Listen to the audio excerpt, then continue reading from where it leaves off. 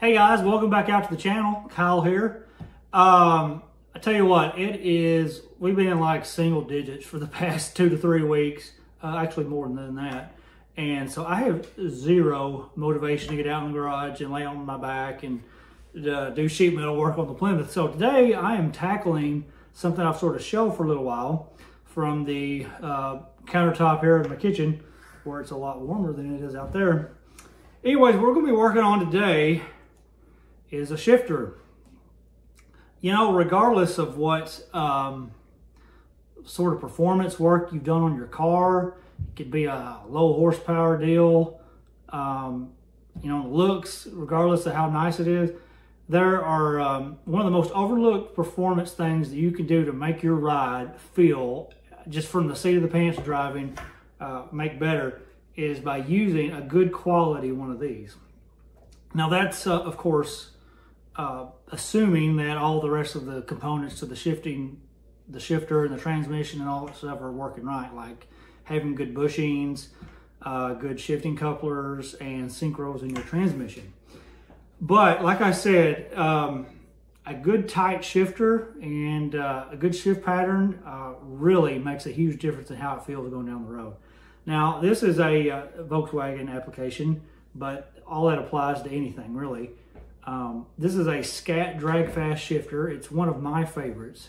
Now, I've ran a couple of different ones, and I tell you what, I've probably driven 3 or 4 different vehicles, buggies, rails, Volkswagens, with the stock shifter. And I'll tell you what, not that they're all bad. I don't want to poo-poo the stock shifter, but I haven't been that impressed. It wasn't until you put on a good shifter does it really make a huge difference. So anyways, this is a relatively new Scat Drag-Fast Shifter that I've had for a little while. And I've had this one a long time. This was an eBay special. I think, I can't remember how much I spent on it, but it was a super good deal. Well, I got it home, and the darn thing isn't wanting, the reverse is a problem. It will not stay in reverse, and it has nothing to keep you from, when you go to first or second, to go into, or keep you from going into reverse on accident. Whether the owner knew that or not, who knows. But I took it apart. Come to find out, this little guy right here was the problem. It's supposed to have a little pin on it, like this one. This is a brand new piece. And so I went to our guys at Scat and called them and told them what I had and got this on order. Of course, you need to have an order big enough to where they can justify the shipping on it. But anyways, so I've got this one here. I had already torn all this down, and this is a great reference to how you fix it. So I think this is a problem that people have, is maybe occasionally with that little pin coming out of its weld. So today that's what we're gonna do. We're gonna fix that. All right, well, let's look real quickly at what we got. Like I said, I have taken this apart like months ago. And like I said, we're going to use this as sort of a reference to get this back together. Now, what I did was these parts that I took off of this old Scat Drag-Fast Shifter, they were kind of rusty. So the other night I threw them in a little cup of Evapo-Rust and let that take that rust off. And so it's helped us get it back together. I will say this right here can be a problem. This does unscrew from here, but it is difficult to do. And so, especially with an old one that I've got, what I did basically was I put a little bit of penetrating oil. I like to use Marvel Mystery. And then I put a little bit of heat right here with a torch. Now you gotta be careful, because this nylon or whatever it is, not nylon, whatever material we got there, you don't want to screw that up. So just a little bit of heat helped it to soak it in. And then I took some, you can take some rubber and wrap it around that ball, and then a pipe wrench and turn it. I didn't really feel a little nervous about putting an impact driver on that to get it off, because I didn't want to screw things up. And by that I mean I'm talking about the ones you use with a hammer. But anyways, took all that off, got it cleaned up as best I can. You know, clean up your threads, all that sort of thing. So what we're gonna do is we're gonna go ahead and put it back together, and we'll go through that now. First thing to do, I think is the easiest to probably do, is to get this little washer, stick it on here, and that will give you a way to guide in this spring right there.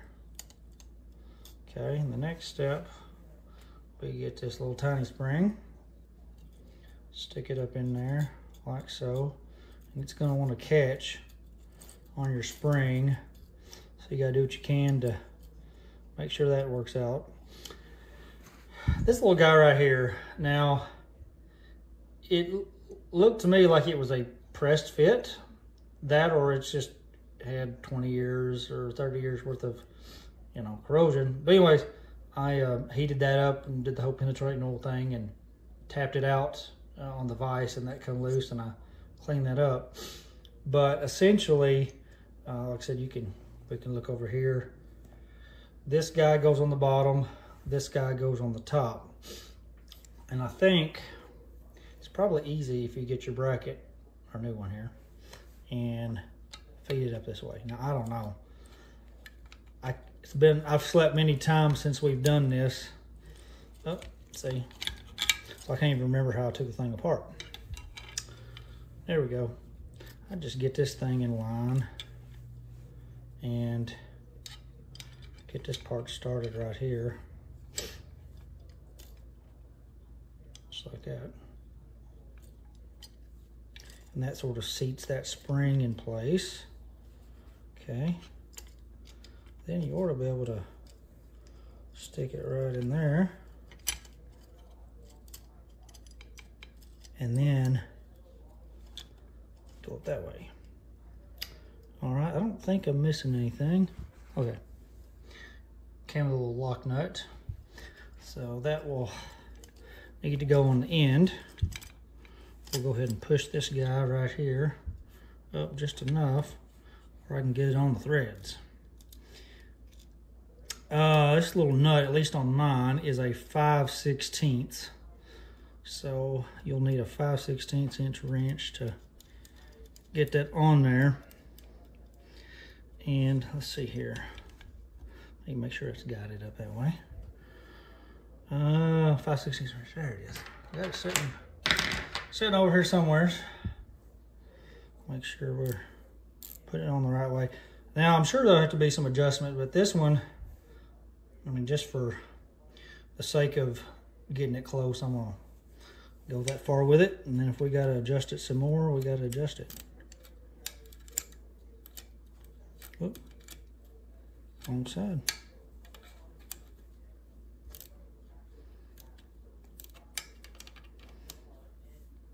There. Finally got it. Think I didn't know how to use a wrench. Alright, need a little bit more. Oh, it's easy to get this thing turned around. There we go.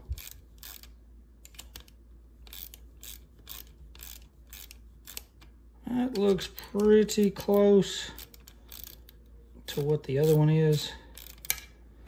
Let's try it out, make sure it works. Okay, that's good. Now, let's deal with the pin. That's a little bit harder. You'll notice that Scat has made a few changes here, probably for the better. You'll notice that there's bolts used now to sandwich in this this plastic there that holds the ball in place. And also, they use a bolt here too.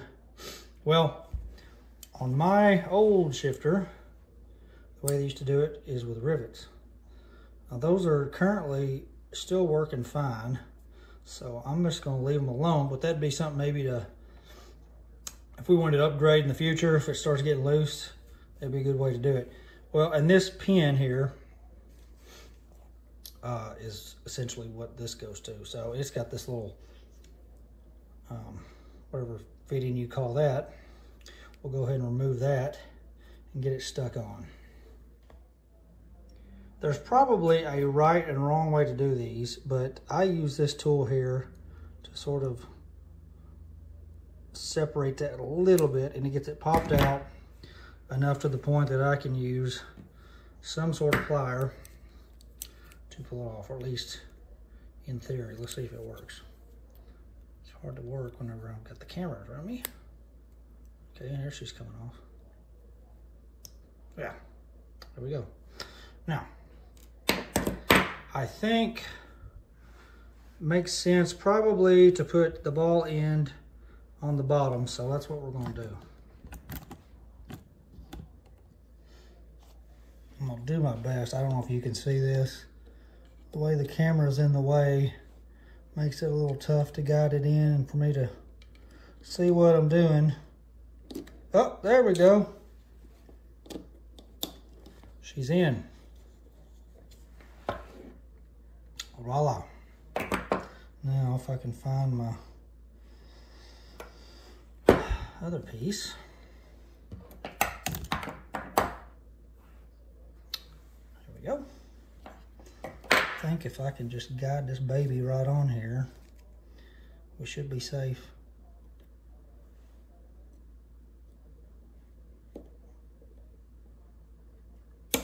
Whoa, she's slippery.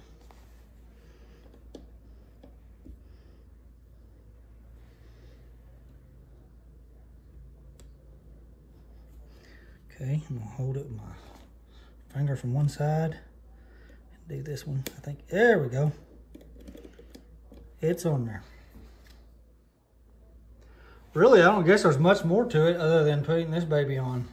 I guess you could make the argument that you could put some sort of, not anti-seize, but thread locker in there. But I don't see any point in it. Maybe I'm wrong, but I don't think it's going to back out. And if it does, it's going to be down in a little socket. So what does it matter?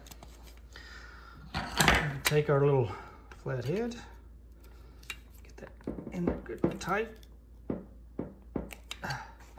right, I don't think that's going anywhere. Let's check the function here. This, all right.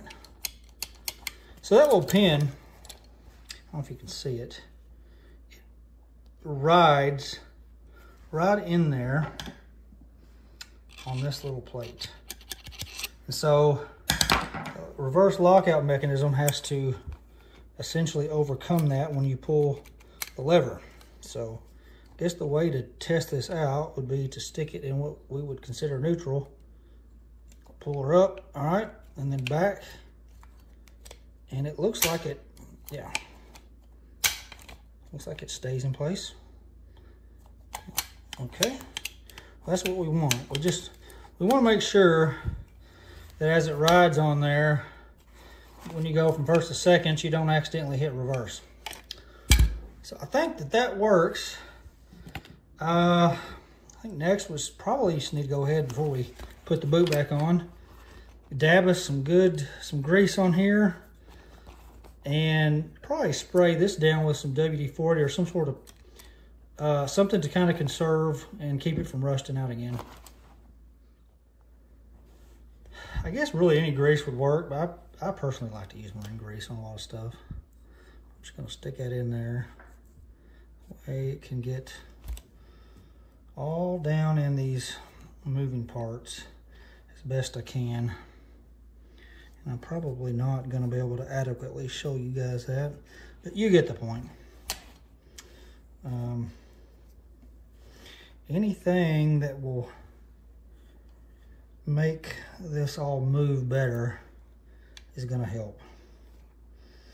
And so I don't think it's going to hurt. The problem is just getting it in there. I don't know, maybe wobbling the camera around too much to really even help you out. Okay, let's get the top. I'm gonna probably get me a brush or something and shove it down there a little bit more, and kind of clean it off around this chrome stuff. Whatever we got to do. work it around. I'm telling you, all this stuff just really, really helps make the ride and the shifting process so much smoother. Anyways, you get the point. So we went ahead and got all that grease with the lather on. I ended up taking a little brush to get up in some of those spots. I even took a heat gun. I didn't show you that, just to kind of get it a little bit warmed up, and that way I could mess it around. And like I said, I wanted to coat this area here or any metal parts. So call me odd, but I like to take Marvel Mystery Oil and stick it in a spritzer. And I use that a lot as a penetrant and as a preservative, just about like WD-40. So we got that done, which brings us, I think, to the point where all we got to do is put this guy back on, which may be tough. You know, that's not a super difficult thing to do, I think. Anyways, I'll get that on. That's probably, you know, require a little bit of messing around, but we'll get that and then we'll finish this up. All right, after getting all that stuff lubricated and whatnot, basically got this back on and cleaned it up with your cleaner of choice. And that, guys, ought to conclude our video for today. We've basically taken an old shifter that was sort of left for dead and given it new life, and it should give me many more miles of enjoyable shifting and hopefully faster shifts when racing. So anyways, I hope you learned something with this. If you have one of these shifters, not working for Scat, but I highly recommend one of these. I'd say probably one of the only ways you could outdo it is with a Berg shifter, and everything Gene Berg did was pretty much perfect. So anyways, hope you guys enjoyed it, and until next video, we'll see you.